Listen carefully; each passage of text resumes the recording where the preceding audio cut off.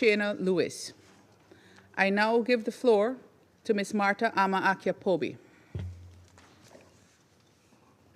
Madam President, for too long, the conflict in Sudan has gravely imperiled lives of Sudanese civilians. Security conditions remain dire, marked by shifting front lines, increased and often indiscriminate aerial assaults by both the Sudanese armed forces and the rapid support forces, and continuous attacks on civilians and civilian infrastructure, including hospitals. The warring parties appear unrelenting in their resolve to pursue military objectives. The fighting shows no signs of abating. In recent weeks, the focus of the conflict has shifted once more to the Darfur and Kordofan regions. The Kordofans are increasingly emerging as an epicenter of fighting. The warring parties have reportedly exchanged heavy drone strikes and artillery fire on multiple fronts. El Obeid, the capital of North Kordofan and one of the largest cities in the region, is likely to remain a key flashpoint in the coming weeks. De-escalation is urgently needed. Madam President, we are particularly worried about the growing use of advanced weaponry, including long-range drones. This has expanded hostilities into previously stable areas of the country. Aerial attacks in populated areas have already caused significant civilian casualties and mass displacement. This trend is likely to intensify through the rainy season as movement on the ground becomes more difficult. Madam President, the conflict in Sudan is having far-reaching consequences that extend well beyond its borders. Recent reports of violent clashes at the tri-border zone of Sudan, Libya, and Egypt, involving the Sudanese armed forces, the Rapid Support Forces, and forces affiliated with the Libyan National Army, are deeply concerning and mark a serious escalation. Abyei has also seen an increased presence of armed Rapid Support Forces personnel, exacerbating the already fragile security situation in the Abyei area. The Rapid Support Forces are also present in northeastern Central African Republic, where they are recruiting. Just days ago, this council condemned a recent attack on MINUSCA peacekeepers by suspected Sudanese armed elements. One peacekeeper was killed, and another one was seriously injured. We cannot afford further regional instability and spillover conflict. Madam President, as the situation on the ground in the Sudan further deteriorates, grave violations of international humanitarian and human rights law continue. We are horrified by widespread sexual violence, including against children, and attacks on humanitarian workers. The Office of the High Commissioner for Human Rights has documented a tripling of arbitrary killings of civilians between February and April. This increase was largely due to numerous incidents of summary executions in Khartoum, reportedly carried out by the Sudanese armed forces and its allies on people suspected of being collaborators with the Rapid Support Forces, including on the basis of ethnic identity. Meanwhile, we remain deeply concerned about the situation in El Fasher, which continues to be sieged by the Rapid Support Forces.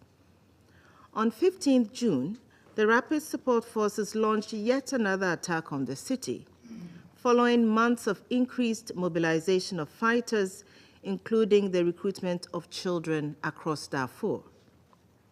Entrenched impunity is fueling these and other gross human rights violations and abuses. All parties to the conflict must be held accountable for their actions.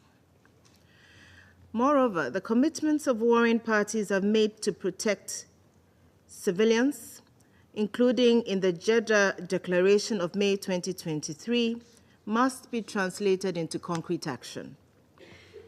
Last week, the Security Council heard from our humanitarian colleagues about the dire situation.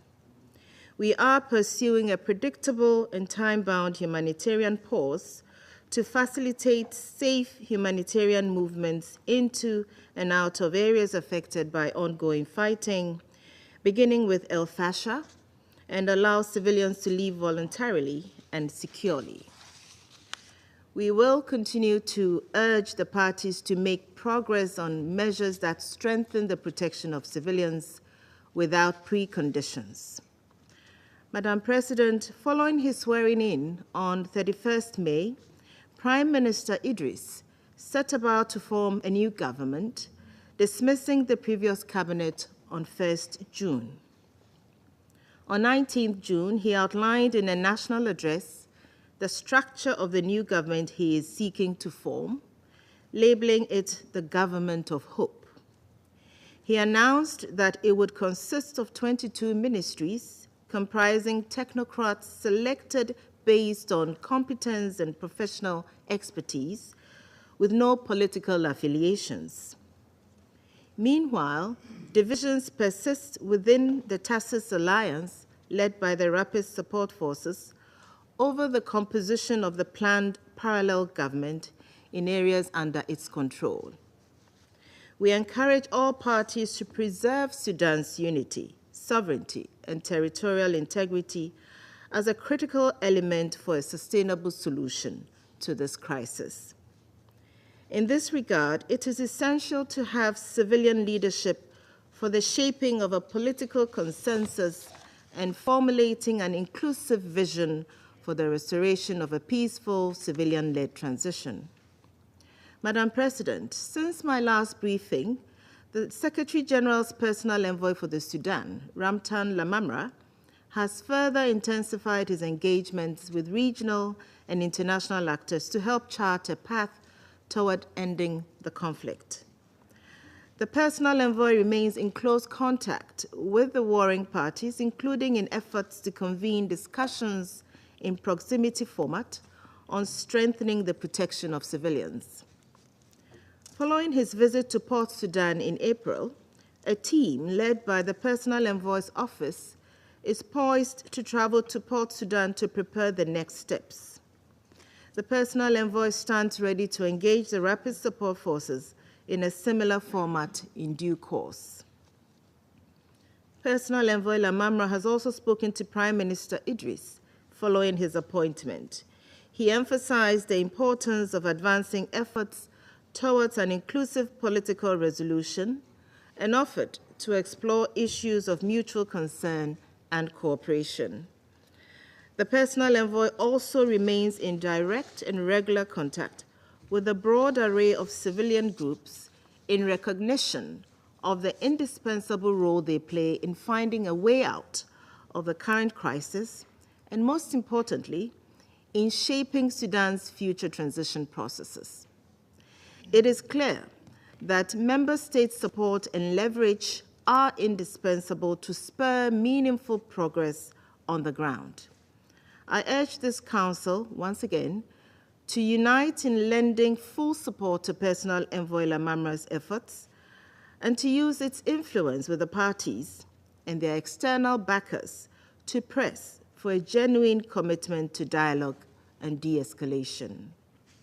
Madam President, the United Nations is deeply committed to harnessing the collective strength of multilateral organizations in the coordination of mediation efforts. The high-level meeting between the United Nations, the African Union, and the League of Arab States in Baghdad on 16th May marked the starting point of closer cooperation between key multilateral players on Sudan, which will also, moving forward, include the Intergovernmental Authority on Development, IGAD. Yesterday, the fourth consultative meeting on enhancing coordination of peace initiatives and efforts for Sudan was hosted by the European Union in Brussels. This marked another important meeting in support of enhanced coordination and strengthened political support. This mechanism brings together multilateral organizations and key member states working on mediation in Sudan. We are in a process of finalizing consultations for its 5th edition to be co-organized jointly by the African Union and United Nations in Addis Ababa. Madam President, as conflict deepens and spreads around the world, it is time to take concrete steps to end the senseless suffering of the Sudanese people. Too many lives have been lost, too much trauma has been inflicted, and the risk of regional conflagration is too great to allow this conflict to fester any longer. I call on the wider international community to work together, for our multilateral partners to join hands, and for the Council to lead the way in resolving the conflict in Sudan. I thank you. I thank Ms. Pobee.